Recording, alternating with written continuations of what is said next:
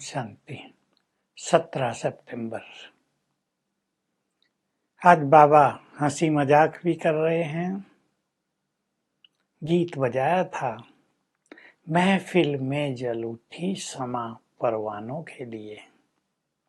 तो बाबा कह रहे, मैं तुम्हारी महफिल में आया हूँ, तुमने किससे प्रीत की है? क्योंकि उस गीत की अगली लाइन है, प्रीत बनी है दुनिया में मर जाने के लिए। तो बाबा कह रहे, तुमने किससे प्रीत की है? भगवान से, जीते जी मरने के लिए। भला कोई ऐसे प्यार किसी से करेगा क्या जिसमें मर जाना पड़े? पर तुम जानते हो हमने भगवान से प्यार किया है, वो हमें इस दुनिया से निकाल कर नई दुनिया में ले जाएगा। भगवान बड़ा नामी ग्रामी है, वो आते ही हैं, सबका विनाश करा देते हैं, पाप की दुनिया को खत्म कर देते हैं।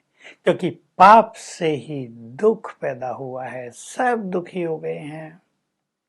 अब मैं तुम्हें पवित्र बनाकर सुखी कर देता हूं, तो तुमने मुझसे प्रीत की है। मैं टीचर बनकर आया हूं, इस यूनिवर्सिटी में तुम पढ़ने आए हो स्वर्ग का वर्षा पाने के लिए। तुम्हें अपार खुशी होनी चाहिए। बाबा ने कई बार ये बात कही, बहुत नशा होना चाहिए। भगवान के सम्मुख बैठे हैं, ज्ञान दे रहे हैं। तुम कहते थे ना, हे भगवान हमारी बुद्धि का ताला खोलो। अब मैं आ गया हूं ना तुम्हारी बुद्धि का ताला खोलने के लिए, ज्ञान देकर तुम्हारी बुद्धि को पारस बुद्धि बना रहा हूं। कई बच्चे फिर भी कहते हैं, माताएं कहती हैं, बाबा हमारी बुद्धि का ताला खुलता ही नहीं, यानी समझा नहीं पाते थे। प्रदर्शनियां उन दिनों होती थी। बाबा कहते, चित्रों के आगे बैठ जाओ, आप ही तुम्हारा चिंतन चलेगा, समझाने लगो धीरे धीरे, तुम्हारी बुद्धि का ताला खुल जाएगा। बाकी कोई स्टूडेंट पढ़े नहीं, कमजोर हो और टीचर को कहता रहे मेरी बुद्धि का ताला खोल दो, कृपा कर दो, तो ऐसे तो नहीं होगा। पढ़ना स्वयं को होता है। आज बाबा की बहुत ज्यादा दूसरी बात चली है, पतित पावन पर। महात्मा गांधी भी कहते थे, पतित पावन सीताराम, पर सीताराम को तो सारी दुनिया मानेगी नहीं। पतितों को पावन बनाने वाला एक निराकार शिव ही है, वही आकर सबको पावन बनाता है और पावन बना के घर ले जाता है। तो बाबा कह रहे, तुम मुझे लिबरेटर गाइड कहते हो ना, मैं दुखों से लिबरेट करता हूं और तुम्हारा गाइड बनता हूं तुम्हें घर ले जाने के लिए। वहां मुक्ति है, संपूर्ण शांति है। लेकिन मैं तुम्हें सुखधाम में भी भेज देता हूं, जहां शांति भी है और सुख भी है। तो तुम अपने से पूछो, हमें केवल शांति चाहिए या सुख भी बहुत चाहिए? सुख चाहिए तो अब राजयोग का अभ्यास करो। मैं तुम्हें पढ़ाने आ गया हूं, तुम्हें राजयोग सिखा रहा हूं। तुम्हें श्री कृष्णपुरी में जाना है तो श्री कृष्ण जैसा पावन अवश्य बनना पड़ेगा। पतित तो वहां कोई जा नहीं सकेगा। श्री कृष्ण की बड़ी महिमा है, क्योंकि वो संपूर्ण पावन है, निर्विकारी है।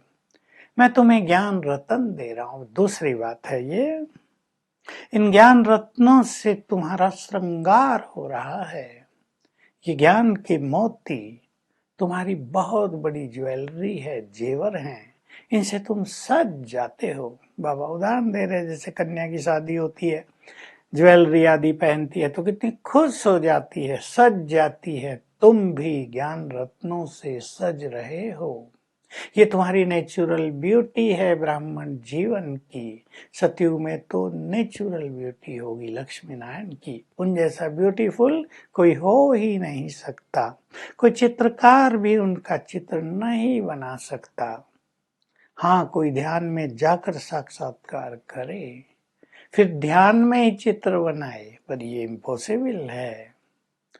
तो मैं तुम्हें ज्ञान रत्नों से सजा देता हूं, तुम ब्यूटीफुल बन जाते हो। ये ज्ञान रत्न तुम्हें धारण करने हैं। इससे तुम्हारे चेहरे पे चमक आ जाती है, बहुत खुशी हो जाती है, तुम्हें पवित्रता की चमक आ जाती है। फिर बाबा बार बार जो बात कहते हैं वही कह रहे हैं, प्योरिटी से ही पीस और प्रोस्पेरिटी मिलेगी। प्रोस्पेरिटी माना धन संपदा, शांति और धन संपदा। तुम पतित बनते ही क्यों हो? जो पतित पावन को पुकारते रहो, अब पावन बनो। कामचिता पर बैठकर तुम सभी काले हो गए, तुम्हारा श्रृंगार ही बिगड़ गया है। अब इसको छोड़ो, क्योंकि अगर विकार में जाते रहेंगे तो फिर छोड़ नहीं पाएंगे। लेकिन एक बार प्रतिज्ञा करो, इसको छोड़ दो तो ये सदा के लिए छूट जाएगा और तुम सुखी हो जाओगे।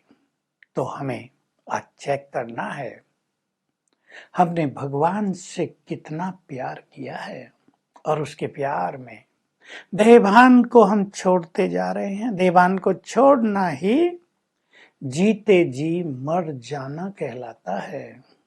तो हम अशरीरी होने का अभ्यास कर रहे हैं, क्योंकि देहभान से विकार पैदा होते हैं, देहभान से दुख उत्पन्न होता है। तो भगवान से अगर प्यार किया है तो देहभान को छोड़ते चलो और ज्ञान रत्नों से अपना श्रृंगार रोज रोज करना है। ये नहीं सोचना हमने तो मुरलियां सुन ली, भगवान मुरली सुना रहा है, काठ की मुरली नहीं, ज्ञान दे रहा है, वो श्री कृष्ण ने नहीं दिया था। तो अब इस मुरली के महत्व को समझकर ज्ञान रत्नों से अपनी झोलियां भरते चलो, तो तुम यहां भी बहुत ब्यूटीफुल बन जाओगे। वरदान है, अपनी श्रेष्ठ वृत्ति के द्वारा शुद्ध वायुमंडल बनाने वाले शक्तिशाली आत्मा भव। वृत्ति कहते हैं एटीट्यूड को, जिस नजर से हम दुनिया को देखते हैं, दूसरों को देखते हैं। तो अगर हम श्रेष्ठ वृत्ति में रहेंगे, शुद्ध वृत्ति में रहेंगे, तो वायुमंडल बनता जाएगा श्रेष्ठ। फिर हमें ये शिकायत नहीं होगी कि कलयुग के वायुमंडल का प्रभाव हम पर पड़ रहा है, और ये वृत्ति बनेगी। व्रत से व्रत ले लें, प्रतिज्ञा कर लें, संपूर्ण पवित्रता की दृष्टि को भी पवित्र बनाएं, तो हमारे चारों ओर का वायुमंडल पवित्र बन जाएगा। तब हम कहलाएंगे शक्तिशाली आत्मा। स्लोगन है, गुणमूर्त बनकर सबको गुणवान बनाना, यही महादान है। तो आज हम हर घंटे में एक बार देह से न्यारे होने की प्रैक्टिस करेंगे। मैं आत्मा हूं। कभी कभी अनुभव करेंगे देह जैसे है ही नहीं, मैं निराकार हूं। हमने भगवान से प्यार किया है बहुत, ये नशा रखेंगे और अशरीरी होने का अभ्यास करेंगे, तो पवित्रता और शांति की किरणें हमसे घर में चारों ओर फैलती रहेंगी। Om Shanti. To watch Peace of Mind channel videos on YouTube, subscribe us on youtube.com/tvpeaceofmind. Just a click for a peaceful life.